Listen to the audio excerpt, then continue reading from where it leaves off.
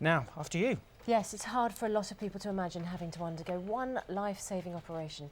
How about facing 29 of them? That's how many brain operations our next guest has had, and he's now planning to run the length of the UK to raise money for the Liverpool hospital where he had them. And his name is Simon Lannon, and he joins them now. Very good morning to you. Morning. 29 life-saving operations for what? I've got two brain cysts, which means hydrocephalus, a condition called hydrocephalus, which means the fluid doesn't drain from my brain naturally. So, you know, I've got shunts in that drain the fluid off, and that's what all the operations have been for, to relieve the pressure. as well, of course. So, when did you start having operations? I started having them when I got diagnosed with the condition when I was 3, and then, you know, I started getting treatment for it when I was 6 years old. You're now raising money, obviously, for the hospitals where you've had all this treatment. Yeah. Are you still having treatment? Does this affect your training and things that you're doing now? Yeah, it's an ongoing condition. So I'm always having treatment for it, and you know, I'll go in for operations in the future, when it starts to affect me.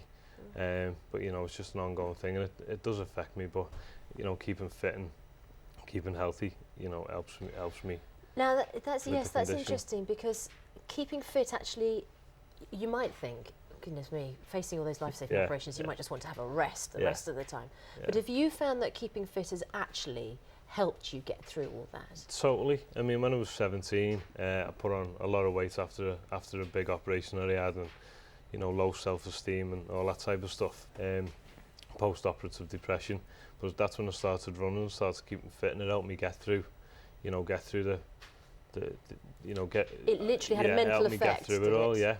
So keeping fit helps me deal with my condition more. And helps me, you know, deal with everything basically, and it's just a positive thing. Now, you obviously take on a challenge, head first. You really go for it. Yeah. This challenge now, you didn't just go think, oh, I'll go for a little of a jog. Tell us about this challenge. John O Groats to Land's End, running, not walking, running. Yeah, I done a triathlon back in May, and the response was fantastic, and I really enjoyed it and everything, and raised the funds I wanted to. But you know, I don't feel, if I'm not getting challenged, it doesn't feel normal to me, because I've always had challenges. So I'm always looking for the next one, if you like. So I decided to do, you know, this jog, and I thought it has to be something that makes a difference, has an impact on people.